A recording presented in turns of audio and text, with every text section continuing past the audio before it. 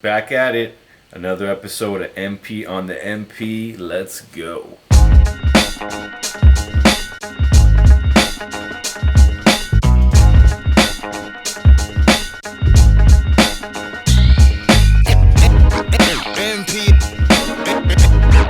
MP is on the MP. MP is on the MP. So during my quest to search through the old zip disk archives of my beats to find nostalgia, I came across a lot of other old beats, and one particular one, Shy was like, yo, you should update that. It's a real dope idea. You should make it current and get it back in the mix. So basically right now we're going to show you the before and after the original beat that I made in 2005, what it sounded like, and then we're going to show you what we did to it pretty much yesterday. So let's do it.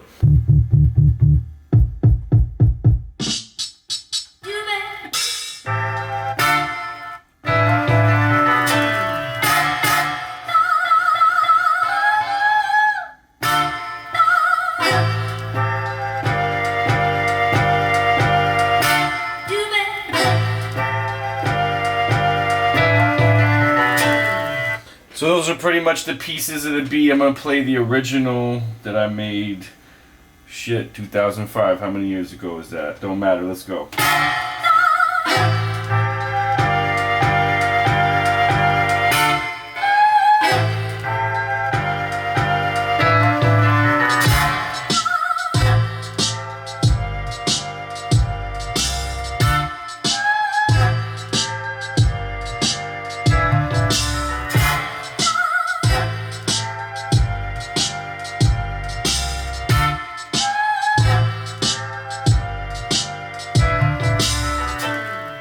So that's the OG beat from 2005, and yeah, I really like the samples, but the drum and bass work could definitely use an update to 2019. And the bass is actually a little out of tune. The drums are very much my older style, and it has a weird bounce to it, but there's potential.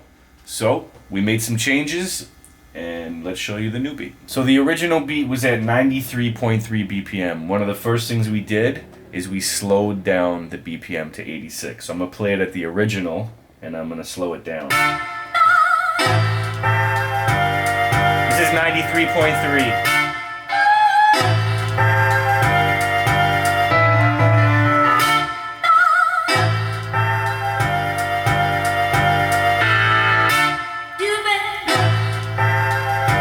Now it's at 86. I'm going to let it run for a second. You can hear the hi-hats in it.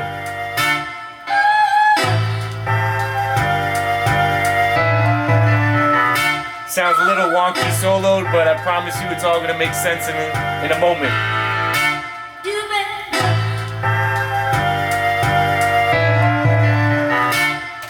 Okay, so we slowed the BPM down to 86.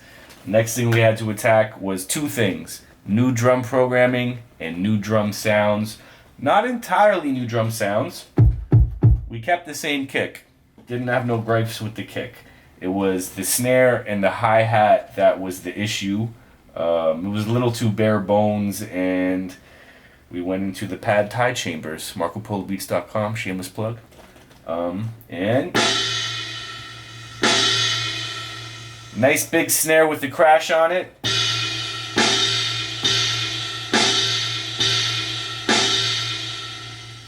We made a accent kick from the big kick. I'm just gonna throw this in here.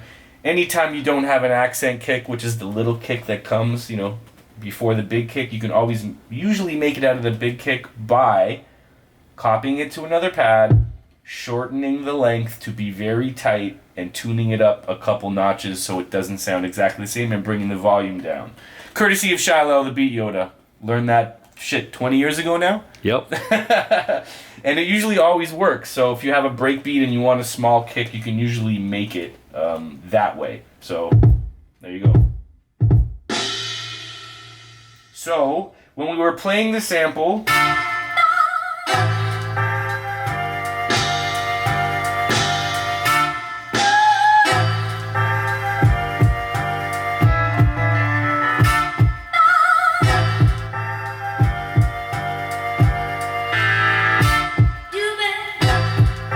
I think when we initially played the sample, we were playing double kicks all the time, just to, sometimes you got to program mock drums over it just to get a feel, and then you take away.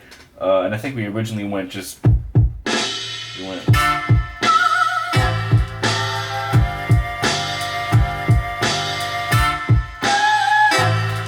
to kind of get a feel of the drums programmed with the sample swing-wise, because this moves a certain way swing-wise, so we had to figure out how we wanted it to swing. So basically I'm going to show you how we approached changing the drums. So I have the swing at 50%, no swing, quantize on, and I'm going to play a generic pattern over the sample, and I'm just going to listen to it, and then I'm going to evaluate where to go from there. So we're going to do it old school style.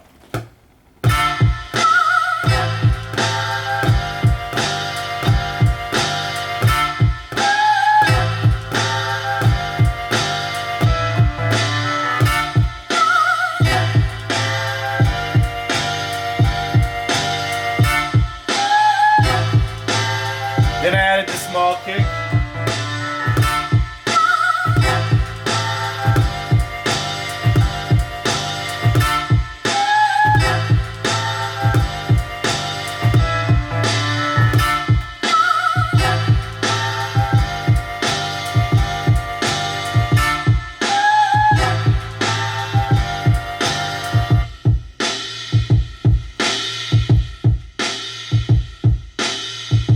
Super stiff, super quantized, but I think it's important sometimes to just start there and listen with the sample, and then you make your adjustments swing-wise. I have a lot of people asking about how do you make your drums swing and move the way they do.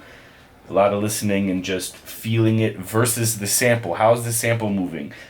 One rule that applies to one beat will not work with other beats at all. It always changes. You have to use your ears and really just feel it with the music. Sometimes some crazy, insane shit will work with a particular beat and never work again in another beat. That's just the way it is. But from here, we took this generic pattern, and then we started fucking with the swing. So right now we're at 50. I think we first went to 65, which is not what the final swing was. But let's see what it sounds like.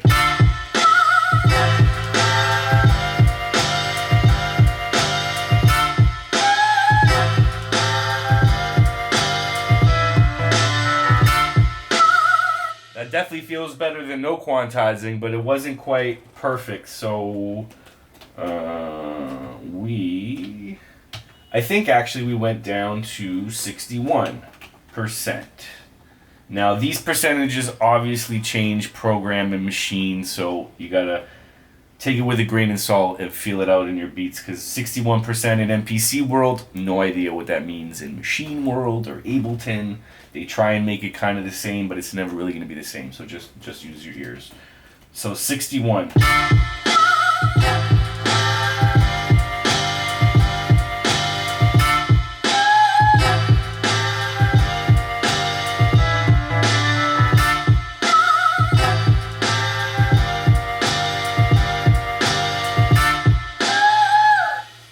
Now that feels much better, but there's still some things that need to be changed, and that is the generic ass drum pattern.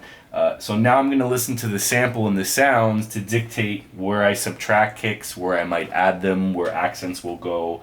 In this case, it was mostly subtractive, and that was take away the boom boom pretty much the first 3 bars and let it just play double kick on the last one. So listening to the sample,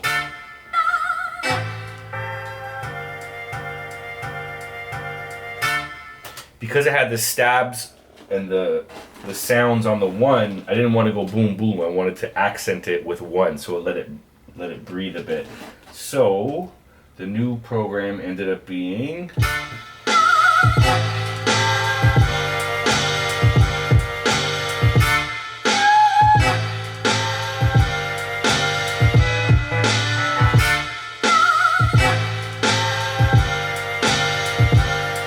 so basically it's often a strategy that I try to learn every day is to not get in the way of the samples, because I used to do it all the time. I used to overproduce tracks and program stuff that didn't need to be there. It's really important to learn about space when you're making beats. I still have trouble with it today, but that's why I made those decisions with the kick drum. It was basically kick, snare, kick, snare, kick, snare, kick, kick, snare. Simple pattern, but it made sense and it allowed the samples to really breathe and feel it. Snare and movement wise, we just kept it simple with a snare that had a really big crash on it to fill in space. Then once again, per Shiloh's suggestion, maybe he should be sitting in this chair. Yeah. We took actually another little nifty trick we can learn. So this snare from Pad Thai hits hard and it has a big crash on it that actually has a long trail. So what we did, because the kick didn't really have anything on it, it was really just the snare, we took, let's actually show here in the crash goes on forever. So what we did is we went and we edited the end of the snare to just grab the crash. We copied that onto a new pad, and it essentially made a cymbal that we could put on the kick. And now I have this cutting off this, cutting off this. So, as you can see, I have a track where it's just playing on the one where the kick is.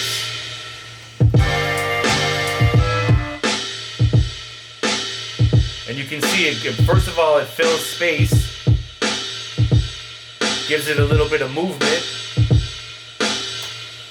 Now, with cymbals and hi-hats, for me, literally 90% of the time, I always shift hi-hats and cymbals late. In MPC world, it's usually late by 3 notches. How does that translate to your world? I have no idea.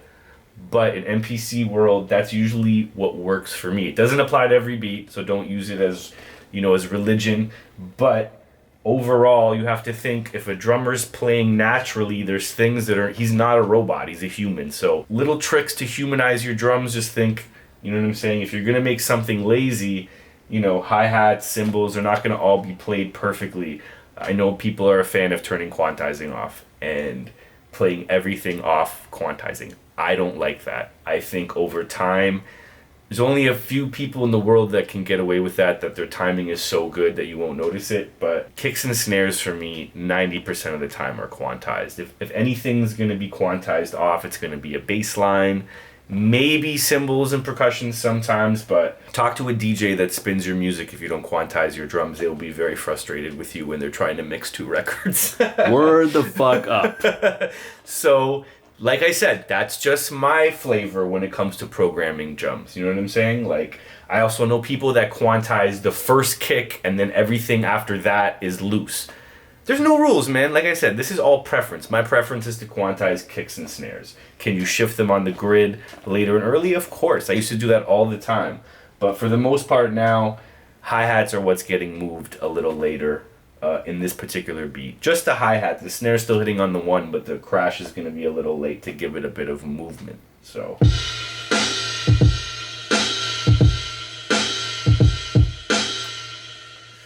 Another thing, me playing my drums soloed right now, it doesn't matter actually what they sound like right now.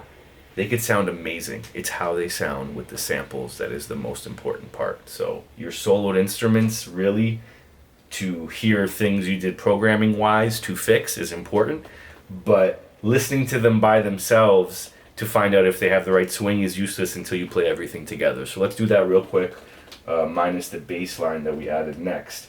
Just gonna vibe out for a sec.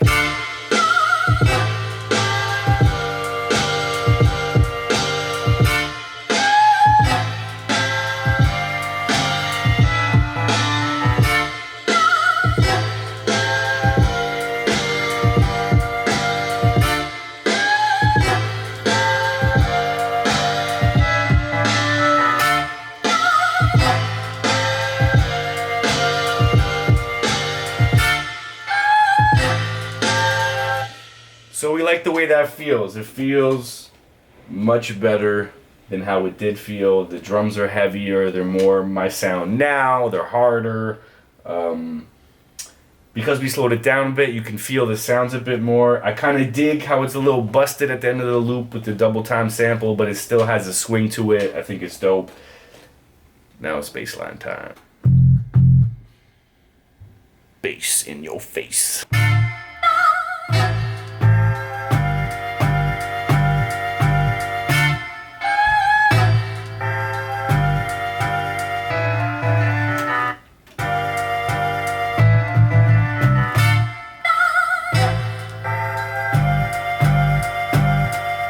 So once I got those 3 notes that I knew were right, then it's time to add a little bit of flavor. And for this particular beat, I haven't done this in a while, but I turned the quantize off for a little bit of the bass line writing per Shiloh's suggestion, because I was trying to do my thing and it wasn't kind of landing right. So because there's a lot of on and off with the sample, and there's the hi-hats in the sample and just the chop, it kind of has a feel.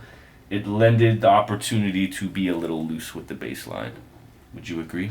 I would, yes. Okay. So I got a bass line I'm happy with. I'm going to play it soloed real quick. And then I'm going to dump the beat down into Pro Tools so I can send it to MCs that I think would make sense. And I'm going to show you some of the plugins that I use to make my 2 tracks very fucking loud. So when you bump them or an MC or an artist hears them, they're competitively loud. Or at least to the best of my abilities. So here's the bass line.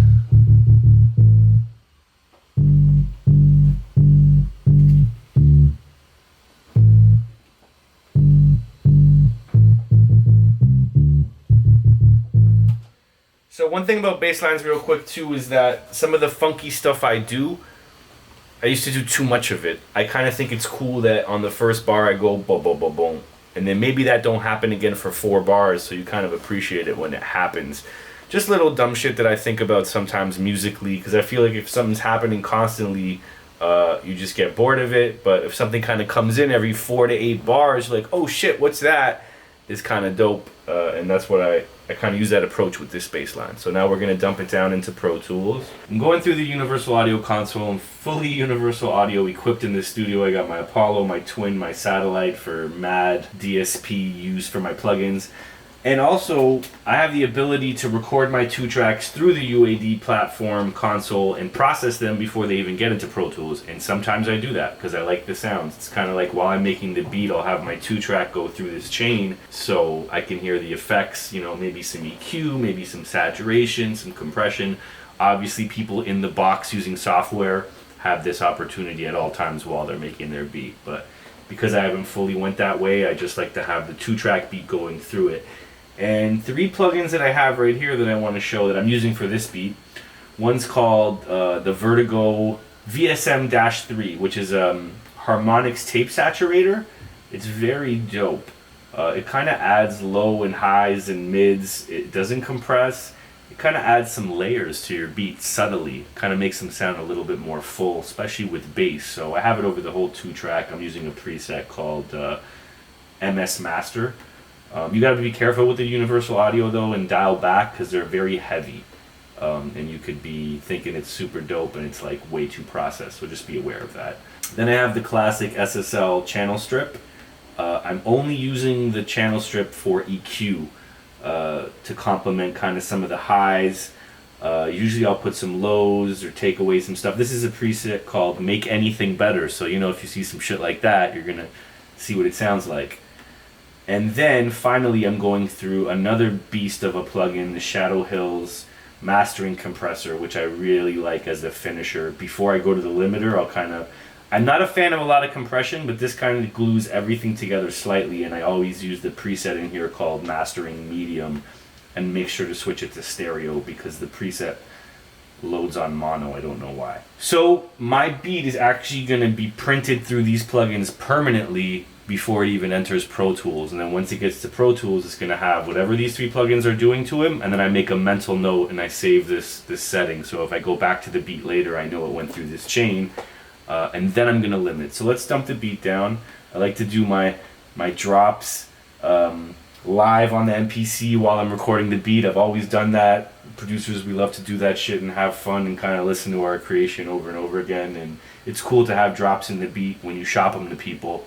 just so they can kind of feel the vibe and the energy you have when you were making the beat. So let's do it.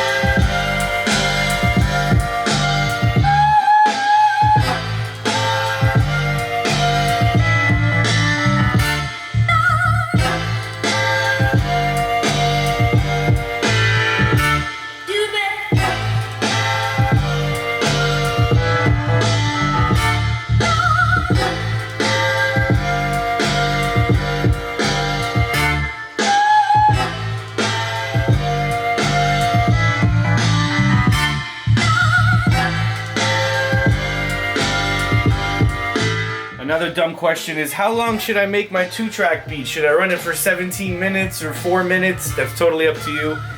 I like to run my beats with like 2 verses, so if someone likes it, I don't have to redump it. They have what they need to write their verses to. Some people are paranoid and they're like, I'm only gonna give you 30 seconds, but I trust the universe, so I'm gonna give a rapper a nice long, loud version of the instrumental they could write to. Okay, so now my 2-track beat is in Pro Tools, and it's slightly processed with some Universal Audio plugins, but now I want to make it loud as fuck, so I'm gonna put 2 more plugins on it. I've been getting a little plugin crazy, and to be honest, it's all a preference with people. Back in the day, I literally put nothing on my beats out of the MPC and they sounded just fine, and then I would put the L2 waves limiter. But now I'm experimenting with some new stuff just for shits and giggles, and the first thing I'm going to do, beep, is put the SSL G-Bus compressor, which is a classic console, I guess, compressor, very slightly, just for some more glue. It's not hitting it super hard. Let me play the beat real quick. Kind of brings a little bit of life to it very slightly. Bypassing it.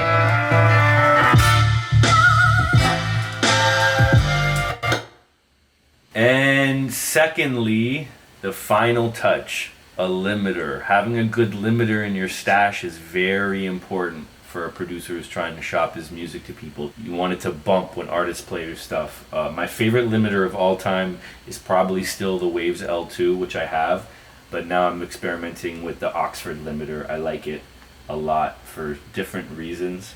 I'm going to play the beat with and without the limiter. This is without.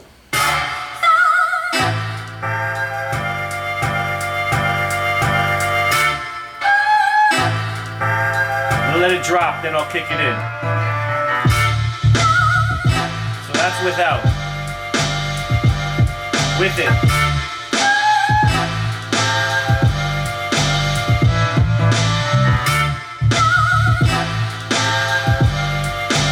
Without.